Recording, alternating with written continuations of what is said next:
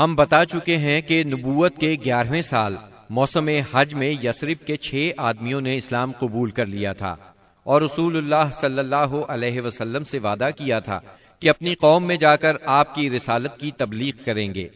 اس کا نتیجہ یہ ہوا کہ اگلے سال جب موسم حج آیا یعنی ذی الحج 12 نبوی بمطابق جولائی 621 عیسوی تو 12 آدمی حاضر ہوئے۔ ان میں 10 خزرج سے اور 2 اوس سے تھے۔ خزرج کے 10 میں سے جابر بن عبداللہ بن رعاب کو چھوڑ کر باقی 5 تو وہی تھے جو پچھلے سال آ چکے تھے، جبکہ نئے 5 یہ تھے: معاذ بن حارث یعنی معاذ بن افرا، زکوان بن عبد القیس، عبادہ بن سامت، یزید بن ثعلبہ، عباس بن عبادہ بن نزلہ، اور اوس کے 2 آدمی ابو الحسم بن التیہان اور اویم بن سائدہ تھے۔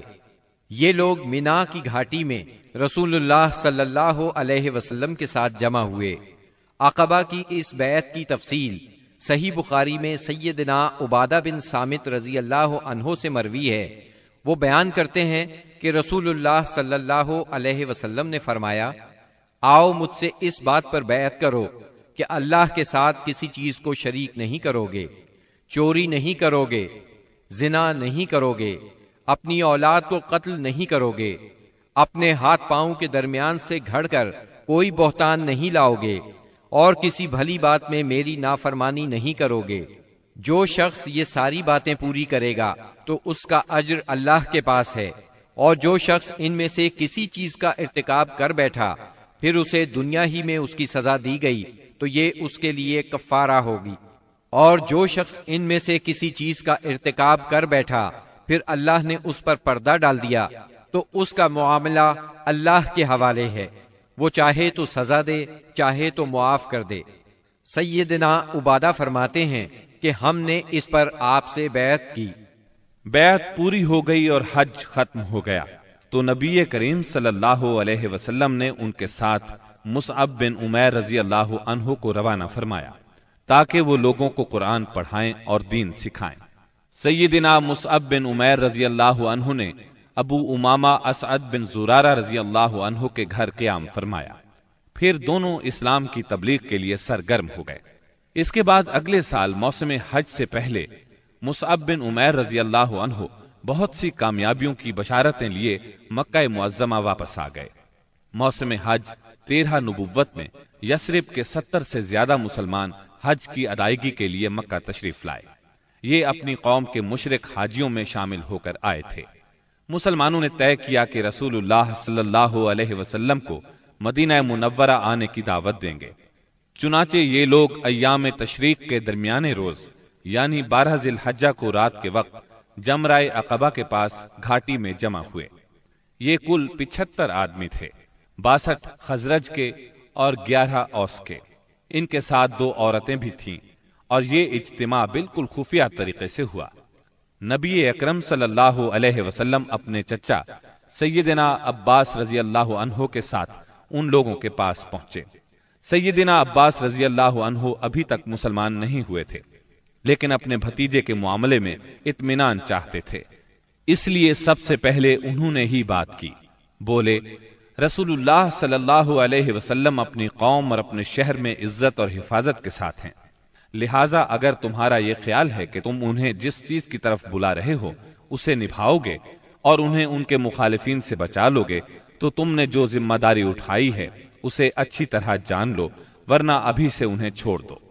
ان کے جواب میں اہل یثرب کے ترجمان سیدنا برا بن معرور رضی اللہ عنہ نے کہا، ہم رسول اللہ صلی اللہ علیہ وسلم سے سچے دل سے وفاداری کا ارادہ رکھتے ہیں، اپنی جانیں ان پر نچھاور کر دیں گے، لہٰذا اے اللہ کے رسول آپ بات کیجئے اور اپنے رب کے لیے اور اپنے لیے جو عہد و پیمان پسند ہو لے لیجئے۔ اس کے بعد رسول اللہ صلی اللہ علیہ وسلم نے گفتگو فرمائی، آپ نے قرآن کریم کی تلاوت فرمائی، پھر ان حضرات کو اللہ کی طرف دعوت دی، اسلام کی طرف رغبت دلائی اور اپنے رب کے لیے عہد دیا۔ فرمایا، تنہا اسی کی عبادت کرو اور اس کے ساتھ کسی کو شریک نہ کرو۔ اس پر اہل یثرب نے کہا، ہم کس چیز پر آپ سے بیعت کریں؟ نبی کریم صلی اللہ علیہ وسلم نے فرمایا، چستی اور سستی ہر حالت میں بات سنو گے اور مانو گے، تنگی اور خوشحالی ہر حال میں مال خرچ کرو گے، بھلائی کا حکم دو گے اور برائی سے روکو گے، اللہ کے راستے میں اٹھ کھڑے ہوگے اور اس سلسلے میں کسی ملامت کرنے والے کی ملامت کی پرواہ نہیں کرو گے، اور جب میں تمہارے پاس آ جاؤں تو میری مدد کرو گے، اور جس چیز سے اپنی جان اور اپنے بال بچوں کی حفاظت کرتے ہو اسی سے میری حفاظت کرو گے، اور تمہارے لیے جنت ہے۔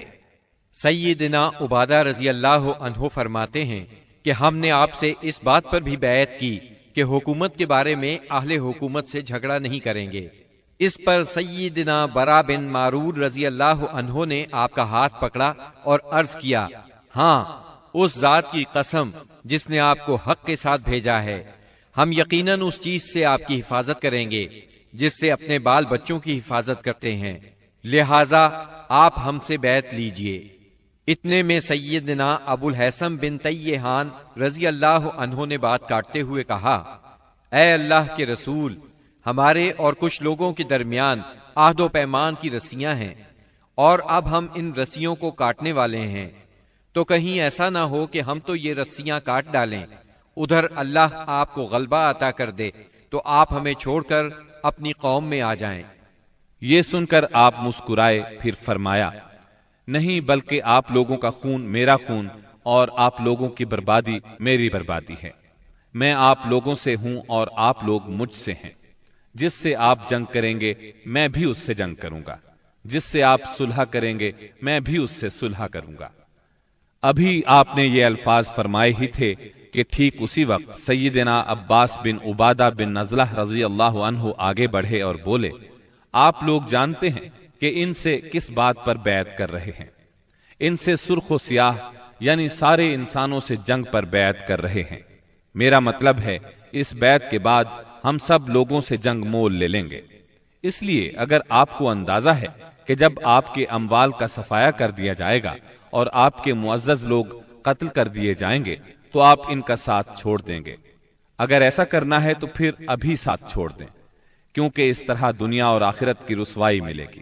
اور اگر آپ لوگوں کا خیال یہ ہے کہ مال کی تباہی اور معزز لوگوں کے قتل کے باوجود عہد نبھائیں گے تو پھر انہیں لے لیجئے، کیونکہ یہ اللہ کی قسم دنیا و آخرت کی بھلائی ہے۔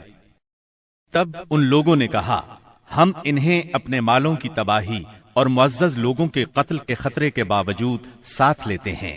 اللہ کے رسول بتلائیے اس کے بدلے میں ہمارے لیے کیا ہے؟ آپ نے فرمایا، جنت۔ اب لوگوں نے کہا، اپنا ہاتھ پھیلائیں۔ آپ نے ہاتھ پھیلا دیا، سب لوگ بیعت کے لیے لپکے، مگر عین اس لمحے آپ کا ہاتھ اسد بن زرارہ رضی اللہ عنہ نے پکڑ لیا اور کہا، اہل یثرب ذرا ٹھہرو، ہم آپ کی خدمت میں لمبا سفر کر کے اس یقین کے ساتھ حاضر ہوئے ہیں کہ آپ اللہ کے رسول ہیں۔ آج آپ کو یہاں سے لے جانے کا مطلب ہے سارا عرب ہمارا دشمن ہو جائے گا، ہمیں اپنے سرداروں کا قتل اور تلواروں کے وار برداشت کرنا ہوں گے۔ اب اگر آپ سب لوگ یہ بات برداشت کرنے کے لیے تیار ہیں تو انہیں لے لیں، اس صورت میں آپ کا اجر اللہ کے ہاں ہے، اور اگر آپ لوگوں کو اپنے بارے میں کوئی اندیشہ ہے تو انہیں ابھی چھوڑ دیں، یہ عذر اللہ کے نزدیک زیادہ قابل قبول ہوگا۔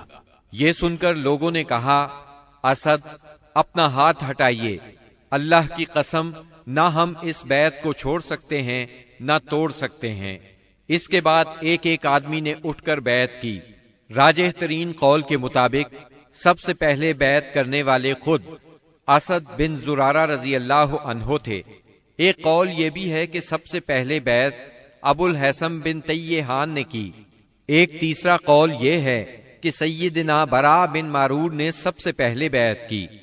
دونوں عورتوں کی بیعت صرف زبان سے ہوئی، ان سے آپ نے مصافحہ نہیں فرمایا، بلکہ فرمایا بس ان کی بیعت ہو گئی، میں عورتوں سے مصافحہ نہیں کرتا۔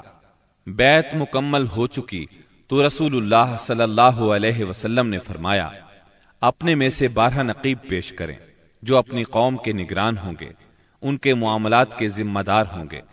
اس پر 9 آدمی خزرج سے اور 3 آدمی اوس سے منتخب کیے گئے۔